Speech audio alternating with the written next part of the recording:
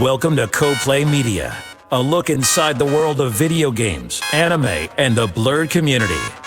And now, here are your hosts, Diers and Demo.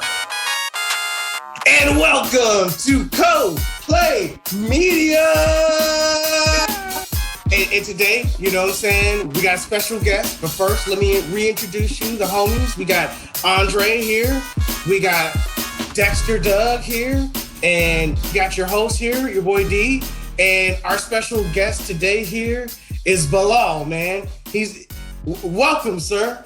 Such an honor to have you. No, it's pleasure. I mean, I'm really happy that you guys invited me to your podcast. Hey, man, absolutely. We're glad you're glad. Yeah, it's a pleasure to have you. You know what I'm saying? We really enjoy working with you. It's been a dream working with you so far. And the first thing I want to do is ask you how you've been, you know, where you're from, and how have you been coping with COVID, man? Yeah, I have been doing great, dealing with a couple of projects as usual. And yeah, as far, you know, the place where I'm from, Pakistan, and cool. The city is Islamabad. And yeah, and I mean, COVID, I will be honest about COVID. Like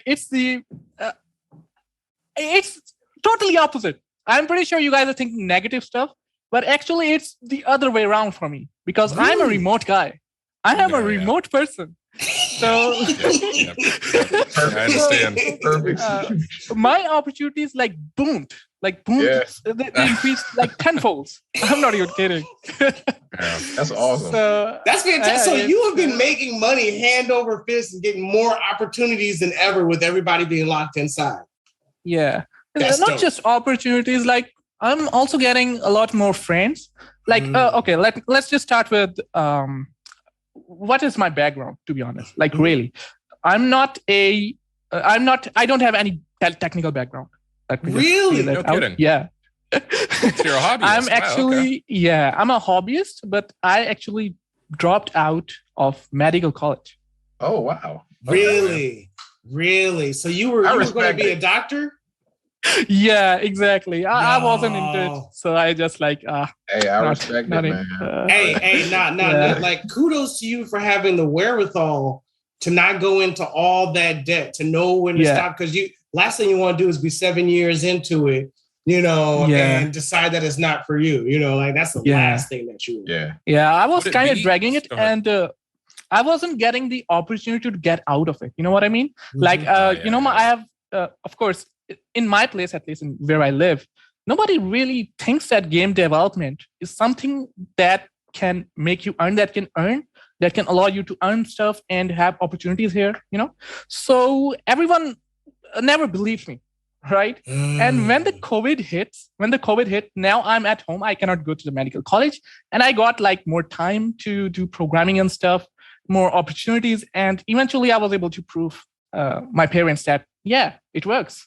So I didn't think you were going to be saying this. So Beautiful. It's I got to ask, how did your parents take it? The whole not going to be a doctor conversation, you know what I'm saying? That's got to be a tough one to have. Though it was actually very tough, I will be honest. Mm-hmm. But, the COVID really helped me there. It really, really helped me there. I'm not even kidding. COVID, due to COVID, now you don't have to go to the medical college. You just sit at home and you just do stuff. Yeah. And I was just doing mad lad coding and trying to just find out opportunities and getting stuff. And my parents just noticed it. They just okay, he's doing a lot of work and he's also earning very decent. So that really made my parents realize that it is fine. Let him do his thing. Well, Bilal, was there a particular moment that you knew that development is going to be for you? Was there a moment where it was you seen something, you were yo, I'm going to do this forever? Yeah, a very great point. Actually, how should I start this? I played this game called Minecraft. Before that, I used to hate programming before that. Now you can imagine how it would be someone who hates programming. Now he is his profession and he's too much into it. So I used to, before, Minecraft and stuff, I used to make scenarios for my brother. we used to have only one computer, and me and my brother used to play on one computer. So what happens is that since my brother is big brother, so he plays more, and I just sit with him and watch him play games. And Dexter can relate. Dexter can. I was player 2, so I was always Luigi. I'm Luigi right here. Gotta have Luigi, Tails, all of that. Yeah. Tails. You don't have to worry about dying. You'll be fine. No, I didn't. Sorry, go ahead. What happens is that there are some games where you have level editors, right? And you make scenarios in them. So I make scenarios for my brother, and I ask my brother to play it. So that is the start of my game development career. Like even from those childhood moments, I was like, I have this creative mindset of developing games.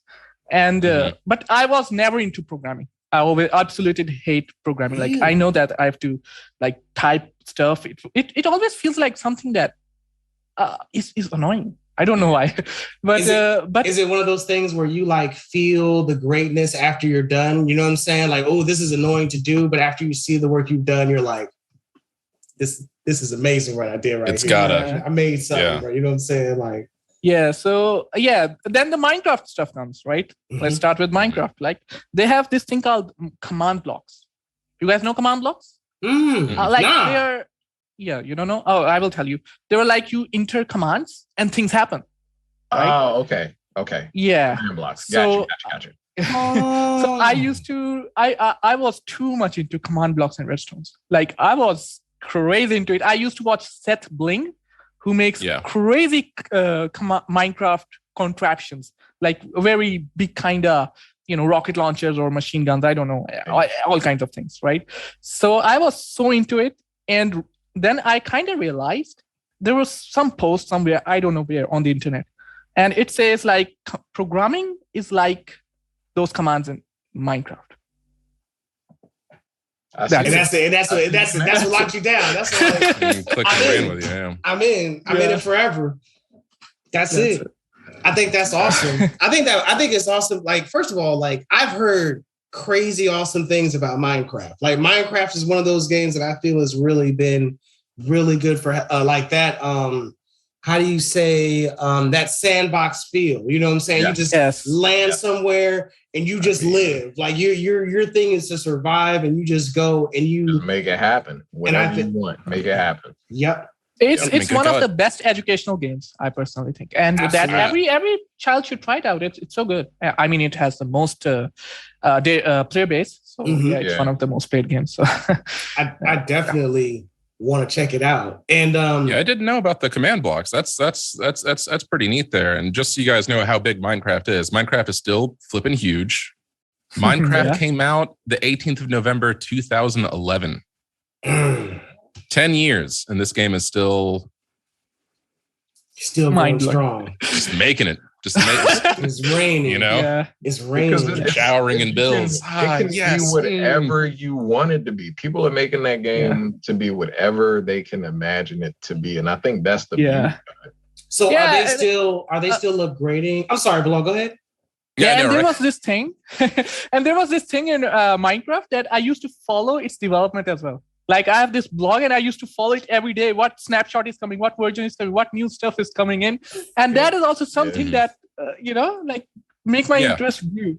So I don't know. Like Minecraft is one of those games that brings people to programming. I'm not alone. There are a lot of people who came to game programming just because of Minecraft. Okay, I'll buy that. You see that in a lot of other games too, right? Like every game that comes out has some sort of source code that you can tweak, that you can mod. I mean, we have a lot of popular games these days now that were just mods of previously made games. Dota started out as a mod for Warcraft 3. Really? Oh yeah. And Minecraft is huge in the mod world too. Yeah. Yeah. Minecraft modding is very, very into the things, right? Yeah. If you had a chance, would Minecraft be the game that you would love to work on? Like if there was a dream project, like if you could pay to do or get paid to work for anybody, I don't even know who the creators of Minecraft is. What's the company that created Minecraft? Marcus Persson Noach. He's the one who created Minecraft. And one guy. Minecraft is now bought by Microsoft. So I mean, I know a lot about Minecraft because I'm too much into it. Of course. But see, that's the beauty of like that whole development world. It's like one guy made this huge game that's so simple. Yes. Concept. I just looked at a picture of this one guy. Big smile. Happy as hell. He's rich. Follow the dream. I gotta do nothing. Like I'm sure he has. Now he's rich. He's enjoying. I'm about to say his game probably. Minecraft, when I first tried to play it, it felt like it wasn't finished. Right? Like it felt like it was put out half done on purpose so that people could add on to it. Exactly. Is it one of those things like? Is it one of those things like Skyrim where there's a bunch of mods? Like, are you able to mod the game for somebody else to play, like, or add a mod? You know what I'm talking about?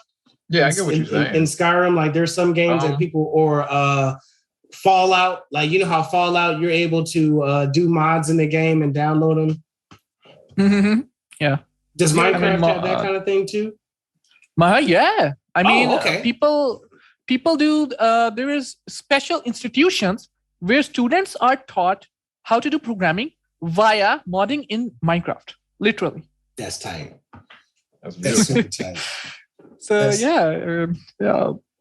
big stuff. I should have gotten into Minecraft. I fucked up, man. Yeah, we should have been gotten into game development, man.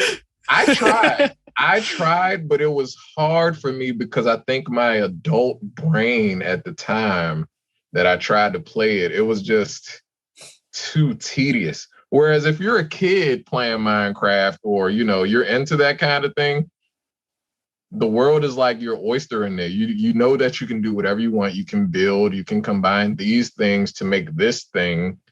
And, you know, it takes patience. Like Minecraft, I think, does take a lot of patience to really get into. And kids, you know. I think that's amazing. Are there, how can I ask, projects that you would want to get into that maybe like Minecraft or any other projects? What projects do you want to start getting, or do you get right now that you're really a fan of? You know what I'm saying? You don't have to go into too much depth. I don't know if you got, you know what I'm saying, non-disclosure, you know, NDAs and everything. You know? Yeah. This gentleman's very in demand here. We have to respect his privacy. I want to respect the privacy, dog. Yeah, that's all right. So, are you asking how many projects am I doing right now, or just the projects that I want to do? I guess the ones that you, the ones that what you products want do you want to do? What's the dream projects? Like, my dream project has always been an amazing story game that's a blend of game mechanics and story. Like right now, if you see games, they do this thing called cinematic shots, cutscenes, right? Mm-hmm. And I really want a game in which there's none of this thing, and it still does the story amazingly. Right? It's very hard to think, but are you talking about kind of like God of War, like it's from the same angle of right over the right shoulder the entire time for everything? Kind of, but you know, even that game has cutscenes. So cutscenes is something that you cannot avoid. Yeah. And the thing is, it's a blend of game and a movie or a film, right? Right. It's not really it's not really all game. Gotcha. You know what I mean? I think like you're playing a narrative, kind of. Yeah. It's hard to think of because we have never seen such a game, right? As of now. And still be like a deep and engrossing game. You know what I'm saying? I think that's where it is, where the story, because I feel as if there's two games out. There's games where the mechanics is everything, it plays well or it looks good. And then there's like the story, you know, of like how characters interact, or, you know what I'm saying? The world that brings you in is just so immersive. You know what I'm saying? And I think that like, what was a good world? Like Final Fantasy X. I feel as if Final Fantasy had they had a known language. They had like a bunch of different traditions. And the story was real. The whole Blitzball thing. Like, you remember Blitzball? Like, they created a whole game that was associated within the game. That was a sports game that was played in a video game. So I played a game called Little Nightmares. Right? Oh, that is so good, man. Little Nightmares is one of the best games that I have ever played in my life. And it's just a platformer, it's 3D platformer where you got to interact with the environment. When you do one thing, something else happens. That's kind of like a puzzle game, but it's not really, there's no real story that I know of. Like there's the lore that goes along with it, right? Mm-hmm. But it's not front and center. There's no cut scenes or anything like that. And if there is a cut scene, it's just a little bit of a cinematic introducing you to the next level. But it still occurs like in the world and through the lens of what you're up against. Yeah. It's a beautiful game. Like I encourage everybody that's into games to play Nightmare. Have you guys played Undertale? No. Any of you? Yep. Yeah. I've heard about it. Yep. The 8-bit. It took me a long time to it took me a long time to beat the evil path, but I did. Oh, you beat the evil path. You're serious about that? I was serious. I was very serious. Go ahead, lay it on me. Lay it on me. No way, man. Oh man. In everybody's opinion, I want to ask, what makes a game great in your opinion? You know what I'm saying? Like in your opinion, like what makes a game unflappably good to anybody who plays it? Anybody who plays this, like this is a good game. It matches for anything. Like, what do you guys think? Or is there a thing? Like me personally, I'll start off. I would say that for me, game mechanics are paramount. If it feels good, I don't care how it looks. It could be 3D, it could be 2D, it could be like I love Dead Cells. And in a sense, Dead Cells is not necessarily a pretty game. Like if you were to just stare at the main character, it just looks like a 2D head on a blob. But the way that it moves and the mechanics and the weapons, to me, I think that means more than anything. It's like how it plays, how it feels, how they roll. Like that's the meat of the game, in my opinion.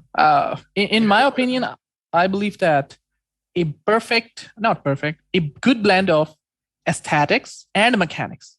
That's it. Doesn't matter what graphics there is. Doesn't matter whether the mechanics are slow or fast or even bad, honestly speaking. Yeah. If they match with the aesthetics of the game, that's a good game. Yeah. That's it. I like that. I think for me, and I think this did start with Gears of War. Oh. I do enjoy a good story. Story is paramount. I do enjoy a good story, but also Gears of War had good mechanics where they made it in a way where it was kind of true to life, where when you're reloading, if you don't do it right, the gun will jam up on you. The active system. You gotta actually use cover. You know what I mean? Like you can't just run and gun. You gotta actually hide behind a wall and slide it. Like, to me, that was what I imagined if Earth got invaded by the devil himself or aliens, how things would go. Right? They would make the chainsaw rifle. There's a random gruesome chainsaw rifle. You got to hide behind cover. Like everything's all crazy. And it's a good story that kind of pulls you in along with those mechanics. That's one game that I do feel like had kind of everything going for it. And I got hooked because I think I bought all 5 games whenever they came out because I wanted to keep the story. I had to keep the story going. I had to keep it going. That's tight. What about you, man? I know you, Dexter, I know you play a variety of games. I was kind of hesitating talking just because I know I would ramble on for a long damn time. But just for simplicity's sake, I'll side with Bilal on this. Yeah, there definitely has to be mechanics. You don't want to, like, for example, jump to a platform. You see your foot touch the platform, but you still fall through. And I think we've all played a game like that where the collisions just aren't there. Yeah. Particularly like the NES, SNES days. But also like the aesthetics does also have to be there as well. Like harking back to our discussion earlier, if we talked about Hollow Knight, the ambiance and the environment and the sound control, it all came together to make such a nice experience. I'm a big game music person. Okay. When I'm doing like busy work and whatnot, I'm usually listening to some like chiptunes or whatever. But my favorite part in Hollow Knight was a part that had no music whatsoever. There's this part of the game where, so the game is like they worship like light deities, and there's also like a deity of darkness. And you're going down to the darkness area, and there's no music. It's just a bass line that gets heavier and thicker and more in your ear the further down you go. And I was just like, this shit it's really like the goosebumps were going. And it was just just a bass line. It was everything else and a bass line. And I was like, good job, Team Cherry. Yeah, you know what? I got a random game. Is there any video game music that y'all listen to in your free time? Like I remember I had like the Final Fantasy piano anthology music thing. Like you know what I'm talking about? Obviously, I didn't pay for it. I obviously stole it somewhere. I downloaded it for free. You know what I'm saying? What are you talking about? I'm not paying the $70 for the piano version of every Final Fantasy song, but I love listening to it. You know what I'm saying? Like it was something that I would listen to just like as I'm working. Like that would be like my classical music playing in the background. And is there any music out there, you know what I'm saying, like that's really close to y'all's heart? Yes. Streets of Rage had a very good soundtrack. I could listen to the Streets of Rage soundtrack. Yes, it did. I still do. What are you talking about? Like, there's a guy on Instagram that actually plays that kind of music. Like, he'll play the music from the games on his keyboard or whatever. He has the plugins or whatever set up, and it's awesome. He plays music from like Streets of Rage and all those 8-bit games, Sonic, all that kind of stuff on his keyboard. And it's beautiful music to me. I love it. I love it. That sounds tight. What else would I like to ask? Is as a game developer, do you have developer goggles on when you play in your free time? Like, did you play a game and look at it and be like, okay, I appreciate what they did right here. The programming is really good right here. Like how they made this work, and oh, you know what? I forgot to ask, like, what is your music taste? Do you have a video game music taste? Yeah, I mean, I'm more of a piano guy, of course. But recently I've been into ambiances, especially the horror one. Yeah. You creepy bastard. I just can't. I'm a grown ass man. I am. But if I play Mario 64 and I'm going to level 3 and I have to jump in that water and I have to swim up to that freaking eel, I'm turning the game off. I'm sorry. Horror, like icky stuff, Do you remember when you first saw the eel swimming around? Like it came out of the hole? Yes, I remember. And it was a 64, so like if you're far away, it doesn't render the whole thing. At first, it just renders his eyes and his teeth. Get the fuck out of here. I was terrified.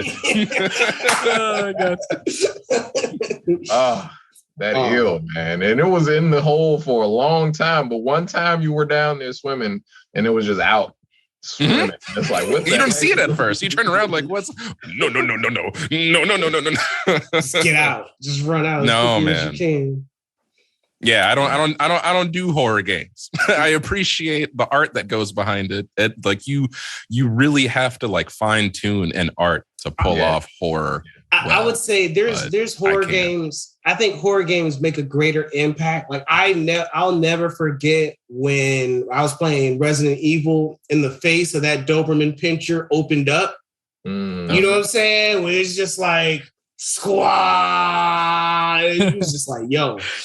Yeah. I like those things in which there's a window and they just show a glimpse of something crossing there. Yeah. That poster never comes in front. They show it and damn, everything is now imagination. You got to imagine it, what the heck that monster was. Yeah. So, right. Man, you know what? It's crazy because I feel like horror movies need to start taking a page from these games. Oh, these absolutely. Games are doing horror so good that the movies, I feel like, has to tap in.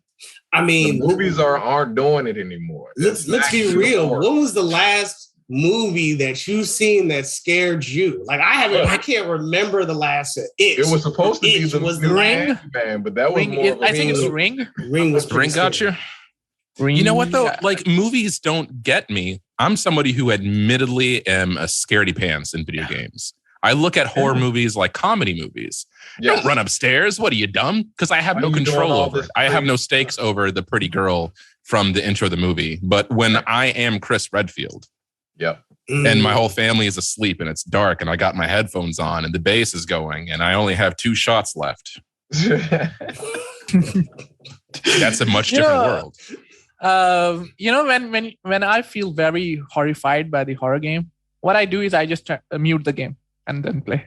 But then you can't hear Mr. X walking up on you. But I know what you mean, but like if you do that, like you're just setting yourself up for like a dog to be like, yo, I've been here the whole time. That's fine. I mean, I don't want to, when I don't want to feel the horror, then I was like, yeah. You know, a game that wasn't necessarily horror that was good was BioShock. BioShock. I haven't played it. Finish the first BioShock. BioShock Infinity. For some reason, it's one heck of a game. BioShock Infinity was not only was it a great game, not it wasn't an enthralling story, but I feel as if what they did in that game is the ending was amazing. Like the ending I haven't read the story. I haven't read the story. I have it all downloaded on my PlayStation. Talk about it. Just please don't ruin the story because I will get to it when I'm 50. I just got to stop. There's just really good. I like how they talk about, you know what I'm saying, the subtle things that's done in the story, like the racism and how people are being divided and how the government is controlling the system. And then, you know what I'm saying? Like how it gets worse. You know what I'm saying? Like, I don't know how I can do this. Then the portal thing and the people with different times and then controlling. You know what I'm saying? I think it's just such you go to save your princess, but she's in another castle. But she's helpful and she keeps throwing you things. You know what I'm saying? Like that's what I love about her is like she's just always just like what you need some ammo? I got you. All right, I'm done, Brandon. I'm done. What advice would you give for folks who want to get into the video game industry? Maybe not even definitely as a developer, but also just get into the industry. Like, do you have any advice for people who are looking into it that you would want to share with them that might be important to folks? Yeah. I mean, it's only one advice, but it's so strong that that's the only advice. And that is to start small and make small stuff. Don't go for big stuff because every other guy, I mean, how should I say it? Like every other game developer who is starting out, at least in my place, they start out with making some sort of big FPS, some sort of Call of Duty. Always, like always, that. It's always like if you are starting out, just be consistent, do little stuff, and make small games. That's the advice that I give to everybody and all the time. I don't think there's any advice better than that. Makes perfect sense. I think it does a good job of like building up all those skills that takes. Like I feel as if making a game is going through the whole process. And if you go through the whole process more times, I think that gives you that experience to make a great big game. There's this thing that if you make small games, then you can release them. And when you release a game, you know what happens? The stress gets out, the burden gets out of you. You don't want to carry it on your back always, like we said, baby. Of course, then it's like a baby, but then it's not fun anymore. It's not fun anymore after that. Like once it becomes a chore, it's not fun anymore. And I think also like putting 7 years of your life into one game. You know what I'm saying? And it doesn't work out. I know, you know what I'm saying? Man. People don't like it. Nobody hears about it. And if they do, they are roasting it. Man, like that hurts. That hurts a lot. That would hurt me. Like I wasted my life. I brought out this art and nobody appreciated it. You know what I'm saying? Like I would. And that's the thing. It's your art. It's like your baby, and it's like somebody saying, "Yo, your baby's ugly." Your baby is funny looking. It looks like a potato. You know what I'm saying? Your baby has horrible mechanics. Yeah, like what's wrong with your baby? Like it's horrible. It didn't come out right. Like what's child's collisions are all wrong. Because I look at the guy that put PUBG out. It's like PUBG has all but fell off the map as far as I'm concerned. Yeah, I was about to say, like, what's PUBG again? It's that shooter once Apex Legends came out, it was like, this is beautiful. This is a beautiful game right here. Apex Legends is really good. Doing it right. It's awesome. But PUBG, it's like I can't even go back to PUBG because it just feels wrong. Yeah. Like the game mechanics and everything, it just feels clunky and it really does feel unfinished or something. Oh man. It's not superior. There's also this thing with small games that you get to build your portfolio really fast, right? Yeah. Like if you see, my games, I have a lot of games, and tell us, usually clients. I'm not sure how you judge me, by the way. But yeah. What are the game names? Can you share the source code? Let's get going. Nah. Yeah, usually clients do that. They just see the screenshots and the videos of the game. They don't usually play all the games that you have made, right? So, and when they see that there are a lot of games that, this guy has in his portfolio, they get somehow impressed or was more drawn into this thing that, this guy should be hired. Like this guy should work for us and stuff like that. I think it's one of those things where we're outside looking in, not knowing the process of what it takes to build a game. To see somebody who's gone through it a lot of times is a really comforting feeling. It makes me feel as if there's a lot of change that he's prepared for, that there's a lot of experience that goes with it, that he can, that since this person has done all these games, if anything was to come up, they have handled it in the past. Exactly. Yeah, that's also the thing, that if a person makes a game of different genres, like there's one puzzle game, there's one shooter game, and all kinds of different games, then if client sees one of those games that are close to what he himself wants, there you go. Yeah. You're in there. You're That's in some really good advice. That's some really good advice. I've heard that advice from experts and really honored game makers. I've heard that advice from movie makers. I've heard that advice from folks who make music. Like, don't stress about putting out your opus. Just publish that idea. Publish that idea. Publish that idea. I think that you'll inadvertently create the opus. You know what I'm saying? Like somebody will stumble onto it and they'll realize, like, yo, this is the blueprint right here. Like this is a great piece of art right here that everybody, and I think that's how things really go viral. Like it's still word of mouth is still the best marketing that you can have. And what else did I want to ask? When you, how do I say, what tool do you prefer? Like, do you use Unity? Like, is Unreal Engine harder? Is there, what I'm saying? Like, is there one tool that's better than the other, or it's all the same? I used to think that I used to think that Unity is the game engine. That's it. Like you develop games in Unity, and actually, it's not even that. Let's just start a little back. I hope you won't mind that. Not at all. Yeah. So what happens is that my brother, while I was becoming doctor, right? My brother was doing CS, computer science. Right? Nice. Yeah, it's like the opposite fields. He wanted to become a doctor and I wanted to become. Anyways, so yeah, what happened is that my brother looked at my passion that I love to make games. So he decided to get this course, game programming course, right? And he hates programming himself, my brother, right? So he just gave all the things to me, game programming. Before that, I used to only use C++ to develop games. C++, the frameworks, SDL2, SFML. I used to hate game engines. I mean, there's always this hate thing that always comes in. I used to hate programming. I started liking it. I used to hate engines. I started liking engines. So I don't know. I mean, it's all about experiencing things and checking them out, discovering them out, rather than sticking to your, small hut, right? Yeah. Branching out, trying new things. Yeah. So my brother did this game programming course, and in that there was the Unity. And my brother just said, you do it. And I was like, okay, even though I hate it, I will do it. And at that time, I was like, Unity is the way to go.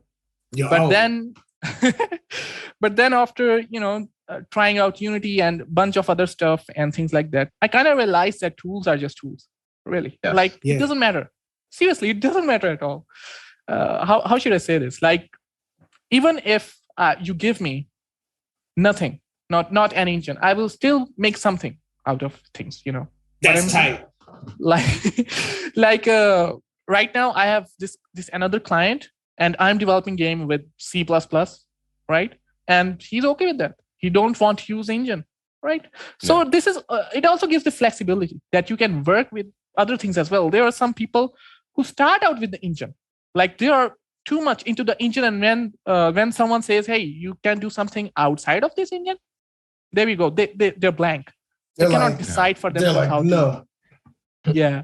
So this is it's very important to just, if you learn programming, it doesn't matter what tool is you have.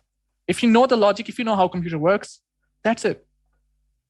That's tight. You can make it do what you want. That's refreshing to hear. Yeah. That's I was kind of sweating on what your answer is going to be. I'm a neophyte myself. I started a course like 3 weeks ago for C# and Unity. I was like, am I wasting my time? No. Is this a waste of my life? You know what I'm saying? Yeah, I mean, if Unity is taking some bad steps, that's for sure. Like there's this IPO investor thing, and then they are what do you say? They have this thing, potent. Is that what it's called? Like law stuff that they said that ECS technology is now their own, and no one can implement them in their region. It's not open. Things like that. Okay. Yeah. So patent. Yeah. That's the word. They got the patent for it. Yep. Yeah. Gotcha. So they are doing these kind of steps, and then they are buying the companies, the middleware game-related companies, and not doing anything, not using them in some beneficial ways. It really feels like they're trying to do. They're buying them out.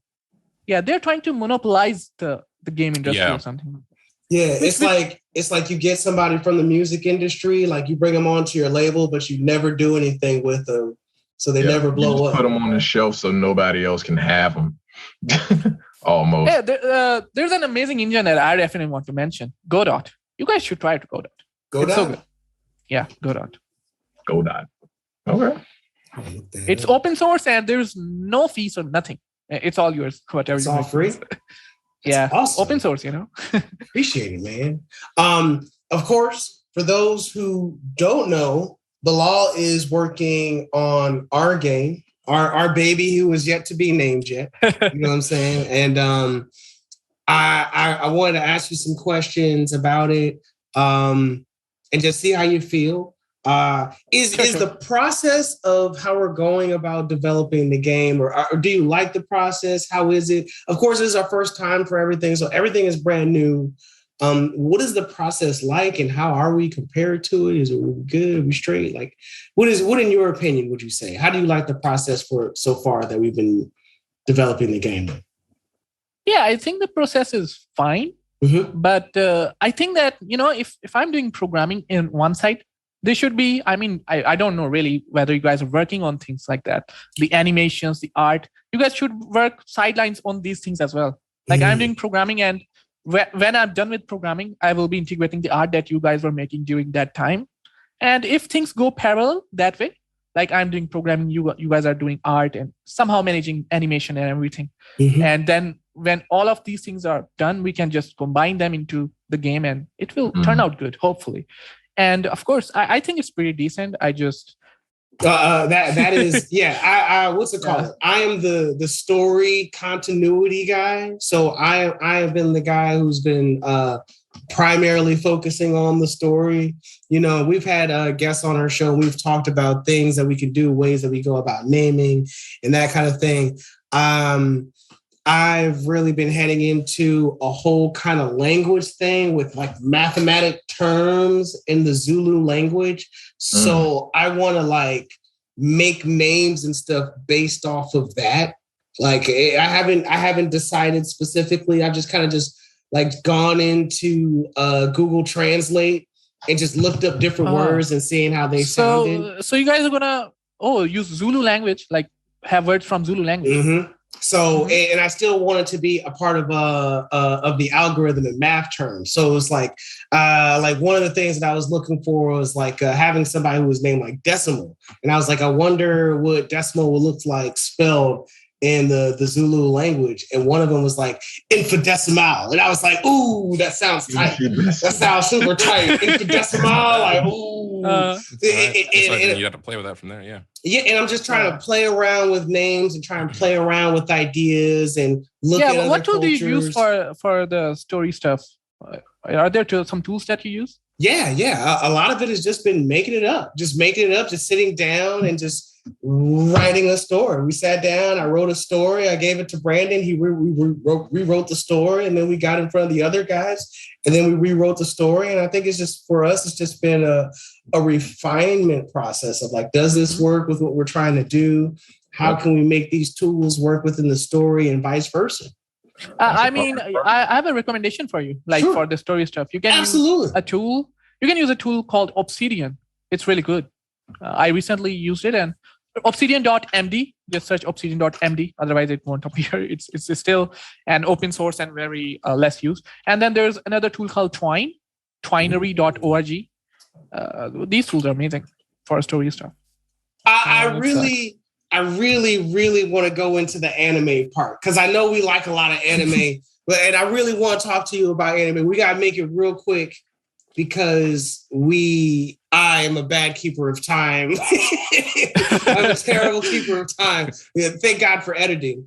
But real quick, what anime are you guys watching right now? What anime are you watching, Bilal, specifically? Yeah, I've been watching, what do you call it? Boruto. Yeah, not anime, mangas. I read mangas. Oh, you read mangas, so you don't even really do anime. It's more of a manga man. Yeah, I'm more of a manga. Because he doesn't want to wait. Do you read? This guy. High five. This guy just said it.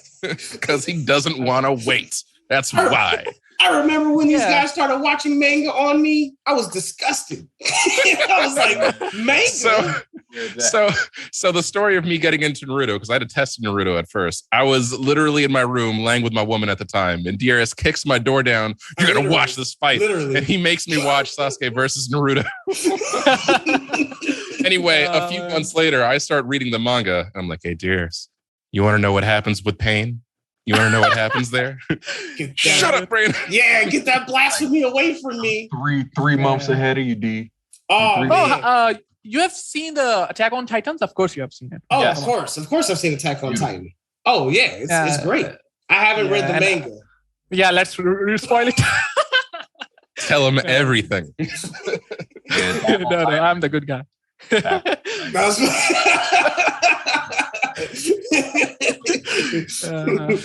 funny. But yeah, I'm surprised. I'm surprised that you read Boruto, because I loved Naruto. I liked Naruto Shippuden a lot, and I just fell off when I saw Boruto. When I saw Boruto, like the first, I also don't like it. I don't like it. I don't like it. Not as good. Yeah, I'm just reading it just because they're the same old characters. What should I say? Yeah, it sucks. So you do it. You just following the motions. You in the motions now. You already in it. Like I understand, and I'm sure there's like some good parts to Boruto. Like I've seen. There are some good parts. It's not all bad. Like of course, it's not all bad. Yeah, but the starting is really boring. The starting to till the middle is really I don't know. Oh my God, really messed up. Oh, it was terrible. I mean, it took Naruto. It took Naruto a while to ramp up for me. Like Naruto started out very childish, they were literally in kindergarten.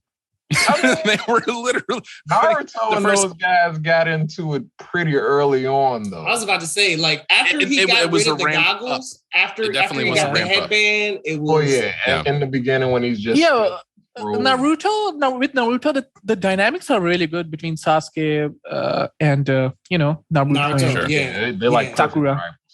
Really good dynamics and everything. The character development was really well done. It didn't feel like I don't know, but with Boruto, I don't know, man. I don't know the character development. I don't. We're just gonna make a fat black woman and just make her sassy. You know what I'm saying? We're gonna make a sassy black woman. You know what I'm saying? I don't know. Cheeseburgers. Ninjas eat cheeseburgers. I'm sorry. I seen them eat cheeseburgers and riding a train and you know what I'm saying, like trying to fight with a computer. And I was like, nah, dog. Like, I don't want none of this. Yeah, I feel like they're just forcing to change the stuff. They're forcing the new stuff somehow. Yeah. Like somebody just shoving something into my face. But I was noticing that as well, because it's not the same showrunner that wrote Naruto from Boruto. So you got to feel that this guy is in some sort of press to leave his own mark on the show. Yeah. Like he doesn't want to just make Naruto 2.0. He wants to make his I think he was the assistant of doing Naruto stuff. Assistant artist. So he wasn't. And now he started Boruto, and the main guy who wrote Naruto is gone. Yeah, I think the main guy couldn't draw anymore. There was something going on with something that's definitely not telling the story anymore. That's for sure. There is no story. Yeah. Cheeseburgers. Anyway. Oh my God. So besides developing with us, do you have any other projects that are on the horizon that you would like to share that's coming out? I have a list of it. Oh yeah, please list them out, please. Yeah, the first one is Beginning. It's called Beginning. It's a code name, of course, not NDA, of course. Can't share much. And then there is another one. It's a personal project called Project Kar De Os. Like it's an Urdu word. Urdu is a language, another language, right? And it's basically horror game. That's why I'm researching horror games and doing stuff. So you're having fun. Of course, I really want to make that game. Yeah. And then I have also a YouTube channel called Programmer Chima, in which I develop tutorials in Urdu, right? My own language. That's tight. Because there are a ton of English tutorials. Let's everywhere, all the time. Yeah. So I'm just trying to support my game dev community by making those tutorials. And there were 2 series that I'm working on: Space Invaders and Easy JavaScript, because people sometimes get overwhelmed by C++. It's an overwhelming language. I just want to say, I just popped you up on YouTube here. Look at this handsome face here, and I see the light coordination, the red and the green on your side. Yes. Let me go ahead and throw you a subscribe, man. There you go. I mean, the language is, you won't be able to understand the language if that's okay. Yeah, it's all a process. You know what I'm saying? We're starting declaring variables. We're going to learn how to, discuss what I'm eating for dinner that night in Urdu. It's a little ramp up. All right. And then there's another game. It's a mobile game, B0 Orbit, inspired by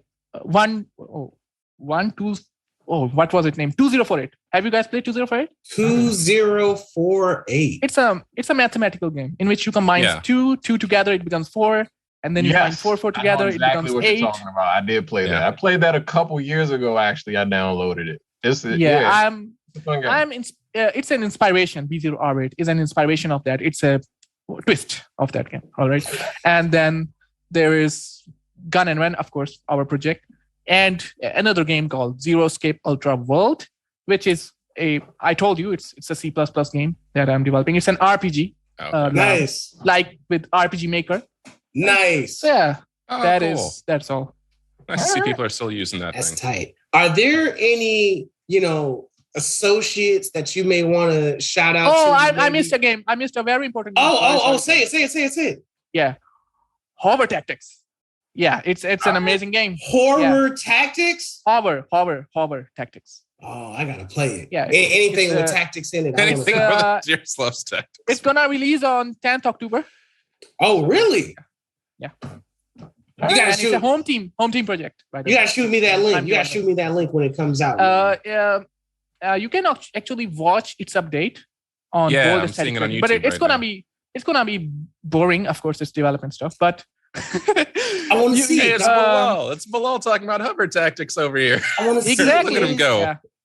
Yeah, I just released another update. It's always on Sundays. You release an update. Sure enough. You sure did. And that's the game. I think it's going really well. It's not like the Raptor one, but it's more like Desert Strike. Have you played Desert Strike? Yeah. I don't know. All right, great. So we play a lot of games. We play a lot of games. I'm surprised nobody said anything about League of Legends. We play League of Legends like some crack fiends. You know what I'm saying? No one needs to talk about that game. Enough people talk about that game. I don't know, man. I personally don't. I'm not into these kind of games for some reason. Like toxic. The competitive? Yeah, toxic as well. Person versus competitive person. as well. It's like, what do you say? There are a ton of abilities and stuff, right? And there's like Dota. It's like Dota, right? Yeah. Dota 2. Yeah. So exactly like Dota. Same genre. I'm just not into those games. But other than that, yeah, they're good games. I'm pretty sure. That's tight. They look like they had a lot of effort into it. Yeah. If you can't get behind it, it's well. Yeah. I'm surprised Dieris did. Congratulations, Dieris. I regret it. The amount of time that I've already spent on it. I wish I had that back for my life because it's been. Yeah, these games are also addictive, man.